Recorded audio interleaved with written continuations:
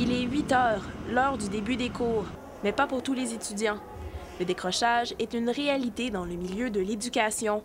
En 2005-2006, le taux de décrochage scolaire a atteint son plus bas niveau, c'est-à-dire 9,1 % au Canada. En Ontario, une des provinces avec le plus bas taux, c'est 8,4 % des étudiants qui ont décidé de quitter les bancs d'école. Dans le fond, j'ai lâché l'école parce que j'avais des difficultés d'apprentissage. Puis jamais été trop bon en français, puis mathématiques, et ainsi de suite. Puis c'est ça, j'ai fait mon possible, j'ai fait ce que j'avais à faire, puis je me suis trouvé un petit métier, puis ça me plaît. Dans le fond, j'ai arrêté à cause que j'avais aucune idée de ce que je voulais faire. Puis je regarde tous mes amis qui ont continué au cégep, il y a la moitié qui ont lâché parce que c'était pas ce qu'ils voulaient faire, puis là, ils sont en train de travailler pour décider. Dans le fond, ils ont perdu leur temps. Puis moi, j'ai travaillé à la place, puis j'essaie de trouver ce que je veux faire en ce moment.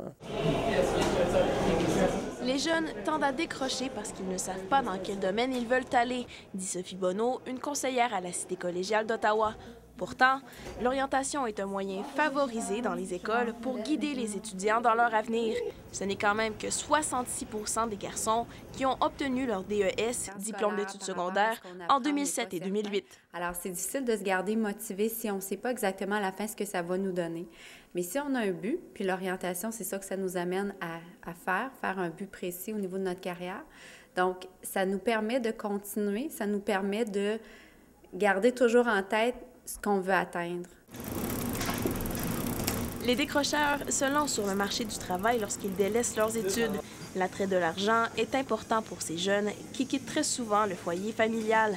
Par contre, le taux de chômage chez les 20 à 24 ans non diplômés est plus haut que celui de ceux qui ont continué leurs études. En effet, 19,4 % des décrocheurs sont au chômage, le double des non-décrocheurs. Ça fait 2 ans que je travaille, puis j'ai aucune idée encore. Je me dis que j'ai 19 ans, je suis encore jeune, puis j'ai encore le temps de trouver ce que je veux faire. Fait qu'éventuellement, quand je vais trouver ce que je veux faire, ben je vais me lancer là-dedans, puis je vais foncer à 100 %. Si beaucoup de décrocheurs ne retournent jamais sur les bancs d'école, 29 % d'entre eux se tournent vers des centres d'éducation aux adultes. De ce pourcentage, 25 % avaient un emploi lors de leur abandon des études. Le plus dur, selon les experts, c'est de cesser de travailler à temps plein. Mais l'attraction d'une carrière plus payante est une bonne motivation pour retourner à l'école. S'ils commencent à travailler après leur secondaire, ils vont voir qu'il y a du monde qui, après leur cégep ou après leur université, vont faire beaucoup plus d'argent qu'eux autres. Ça va peut-être les encourager à aller aux études. Comme moi, je vais y retourner comme ça, je vais pouvoir éventuellement avoir un métier puis être bien placé pour faire ma vie, là.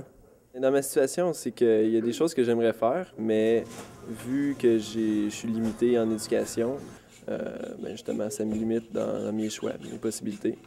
Puis, mais ça reste quand même que je peux décider pour moi-même ce que je veux faire dans la vie. Puis, ça reste entre mes mains.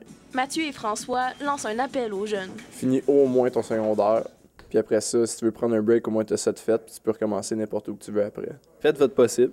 C'est sûr qu'on peut pas faire des miracles, mais c'est tout le temps y aller à fond. Puis si tu réussis, c'est super. Puis si tu réussis pas, c'est pas la fin du monde. On surmonte, puis on continue. Les portes de l'avenir sont ouvertes à ceux qui savent les pousser. Maryse Lemieux, la Cité collégiale, Ottawa.